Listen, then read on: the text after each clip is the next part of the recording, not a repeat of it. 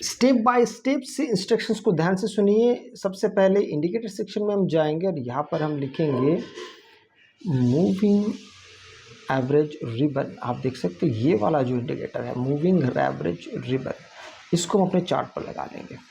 इसको जैसे आप चार्ट पे लगाते हैं तो इसके सेटिंग्स में जाएंगे हम, और 4 यहाँ पर है, 4 की ज़रूरत नहीं, सिर्फ 3 इस्तेमाल करेंगे।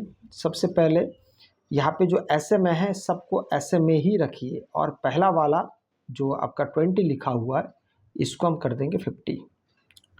सेकंड वाला 50 लिखा हुआ है इसको हम कर देंगे 100, और थर्ड वाला 100 लिखा हुआ है इसको हम कर देंगे 200। बस ये आप जैसी कर देते हैं। अब सबसे पहले क्लोज लिखा हुआ इसको कर देंगे हाई, और सेकंड वाला जो है उसको कर देंगे H+L+C, और नीचे वाले को कर देंगे लो। अब ये तो हो गया 3 अलग अलग। अब इसके साथ इसके थोड़े से रंगों को बदल देंगे। सबसे पहले वाले ग्रीन, ताकि बस समझ में आ जाए अच्छे से। सेकंड वाला येलो, और थर्ड वाले को कर देते रेड। बस अब हमारे लिए हमारा अब क्या चीज़ तैयार हो गया। अभी धीरे धीरे आपको सारी चीज़ें अब समझ में आने लगेगी। देखिए यहाँ पे हम किस चीज़ को किस तरीके से देखने वाले हैं, ठीक है। एक एक करके यहाँ पे आप ध्यान से देखिएगा कि हम यहाँ पे कौन सी चीज़ को किस तरीके से देखेंगे। सबसे पहले जैसे ही यहाँ पे 2 प्रकार से आपको चीज़ें दिखाई दे रही है। कौन कौन सा प्रकार है एक एक बार उसको आप देख लीजिए ध्यान से। इन दोनों को जैसे आप देखते हैं, यहाँ पर देखिए ये तीनों लाइन अप होना चाहिए। सबसे पहले ग्रीन, उसके बाद येलो, उसके बाद रेड। एंट्री हम कहाँ बनाएंगे? एंट्री हम तब करेंगे जब मार्केट येलो को क्रॉस कर जाए नीचे की तरफ। बड़ा सिंपल साधारण तौर तरीका, येलो को नीचे की तरफ क्रॉस कर यहाँ पे प्राइस एक्शन बने। कभी कभार ये चीज़ यहाँ तक भी आता है, रेड लाइन तक भी पहुँच जाता है, कभी कभी उसके नीचे भी जाता है, फिर यहाँ से रिवर्स करता है। तो मार्केट एक बार येलो लाइन के नीचे आ जाए, उसके बाद फिर यहाँ पर आप प्राइस एक्शन ढूंढिए कि भाई यहाँ पे प्राइस एक्शन कैसे बनता है। यहाँ पर देखिए येलो लाइन के नीचे एक रेड कैंडल है, फिर एक ग्रीन कैंडल, उसके ऊपर और एक green candle. Stop loss first green candle के नीचे। यहाँ से लेके आप अपने स्ट्रेटेजी को 2:1 तक कर सकते हैं। इसको और बढ़ा भी सकते हैं, और शुरुआती दौर में छोटा भी रख सकते हैं। मान लीजिए आपने यहाँ से एंट्री किया, यहाँ से लेके यहाँ तक भी आप रख सकते हैं, यहाँ तक भी काफ़ी हो जाता है। लेकिन शुरुआती दौर में आप टारगेट्स थोड़े छोटे रखना शुरू करेंगे तो उसमें बुरा नहीं होगा। ये हो गया एक तरीका। दूसरा तरीका भी मैं आपको बता देता हूँ। जब यहाँ से आपने एंट्री किया है और जब तक आपका येलो लाइन के नीचे दोबारा ना आ जाए तब तक आप वेट कर सकते हैं, मतलब अपने पोजीशन को होल्ड कर सकते हैं। ये किया जा सकता है, ठीक है। अगर ऐसे देखते हैं तो देखिए मैंने आपको 2 तरीका बताया। शुरुआत का क्या तरीका है? शुरुआत आप छोटे टारगेट से करिए। दूसरा, जब आपको थोड़ा अनुभव आ जाएगा तो येलो लाइन के नीचे मार्केट आ जाता है, एक बार अगर मान लीजिए 2 कैंडल क्लोज होगा, यहाँ से आप देखिए यहाँ पे 2 कैंडल क्लोज हो गया। अब आप यहाँ से हट जाइए, एग्जिट कर जाइए। अब उस हिसाब से फिर से अब यहाँ पे आप देख सकते हैं, फिर से यहाँ पे मार्केट आपको एंट्री के लिए आपको बता रहा है। अब देखिए यहाँ से क्या एंट्री दोबारा हो सकता है क्या?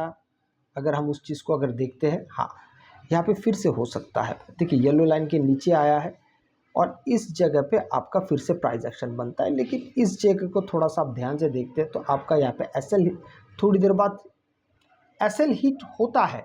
लेकिन यहाँ पे आप अपने हिसाब से भी देख सकते हैं कि जैसे मैं आपको पहले ही कहा है कि रेड लाइन तक भी कभी कभी आता है, कभी कभी उसके नीचे भी जाता है। लेकिन यहाँ पे कंडीशन हमें क्या देखनी चाहिए? तीनों लाइनअप होने चाहिए। इस हिसाब से आपको यहाँ पे चीज़ों को देखना है।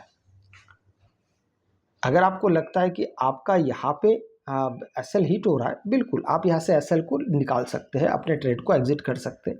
लेकिन दोबारा जब इस लाइन के पास, रेड लाइन के पास फिर आ रहा है और यहाँ पे फिर से एक नया आपको प्राइस एक्शन मिल रहा है, फिर से यहाँ पे आपको बुलिश यहाँ पे प्राइस एक्शन मिल रहा है, आप दोबारा यहाँ से री एंट्री कर सकते हैं। अगर हम एसएल की बात करें, अगर एसएल हिट हो जाता है उसको ईमानदारी से दे देना सबसे ज़्यादा बेहतर है। इसलिए क्योंकि कई बार होता है कि मान लीजिए आपने यहाँ पे एसएल नहीं दिया, आप यहाँ पे भरोसा कर रहे हैं कि यहाँ से शायद कोई प्राइस एक्शन बन जाएगा और हम यहाँ पे दोबारा एंट्री करने की ज़रूरत नहीं पड़ेगी। कई बार होता है कि आपने यहाँ पे एसएल नहीं दिया, मार्केट यहाँ तक आया और यहाँ से फिर नीचे जाने लगा और नीचे चला जाएगा, तो हो सकता है आपका एसएल यहाँ पे बड़ा हो जाए। इसलिए अगर एसएल की बात आती है तो एसएल में बिल्कुल भी कॉम्प्रोमाइज़ नहीं चलता है। एक सक्सेसफुल ट्रेडर हमेशा अपने एसएल को सर्वोपरि रखता है, क्योंकि एसएल ही है जो आपको बड़े मुसीबतों से निपटाने में बड़ा मदद करता है। क्योंकि एसएल वही तो चीज़ है, अगर मान लीजिए आपने यहाँ पे एग्ज़िट नहीं किया, यहाँ पे मान लीजिए आपने एग्ज़िट नहीं किया, अब आप वेट कर रहे हैं कि शायद मार्केट रिवर्स कर जाए, रिवर्स कर भी रहा है, लेकिन ये ज़रूरी तो नहीं है कि हर बार रिवर्स कर जाएगा। यहाँ पे एक बार में दिखाई दे रहा कि कर रहा है, तो यहाँ पे उतना बड़ा रिस्क न लेके अपने स्ट्रेटजी को फॉलो करना सबसे ज़्यादा बेहतर है। यहाँ पे अब यहाँ से भी मार्केट ने काफ़ी अच्छा खासा बड़ा यहाँ पे आपको एक ऑप्शन दिया है।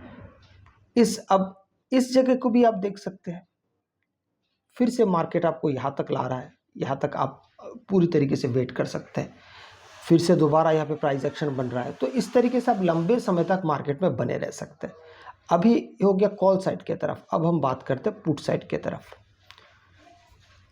पुट साइड के तरफ अगर हम देखते हैं तो हमारे लिए अब यहाँ पे कौन कौन सी चीज़ें बनती है, देखिए यहाँ पर देखिए तीनों लाइनअप है, ठीक है, एक नीचे ग्रीन, फिर येलो, फिर रेड। यहाँ पे जाके प्राइस, मैंने आपको पहले कहा था ना, कभी कभी होता है मार्केट एकदम काफ़ी डीप चला जाता है और फिर आपको प्राइस एक्शन दिखाई देता है, तो यहाँ से आपको फिर से एक अच्छा खासा मोमेंटम के साथ मार्केट में दोबारा एंट्री करने का मौका मिलता है। हाँ, एक बात यहाँ पे मैं ज़रूर बता देना चाहता हूँ कि अगर यहाँ पे सक्सेस फेलियर का रेशियो देखा, यहाँ पे फेलियर तो मिलने के चांसेस तो हर एक स्ट्रेटजी में होता है। ऐसा नहीं होगा कि आप कोई भी स्ट्रेटजी हाथ में ले लेंगे और वो आपको हर बार सटीकता के साथ आपको वो प्रेजेंट करके देगा और आप सक्सेसफुल हो जाएंगे, ऐसा नहीं हो सकता। प्रैक्टिकली ये इम्पॉसिबल है कि कोई भी स्ट्रेटजी पे आप काम कर रहे हैं और वो आपको हर एक बार आपको वो सक्सेस दिलाएगा, ये संभव नहीं है। तो फेलियर तो आपको रास्ते में मिलेंगे, लेकिन यहाँ पर हम फेलियर को कैसे देखते हैं पता है, हम रेशियो के हिसाब से देखते हैं।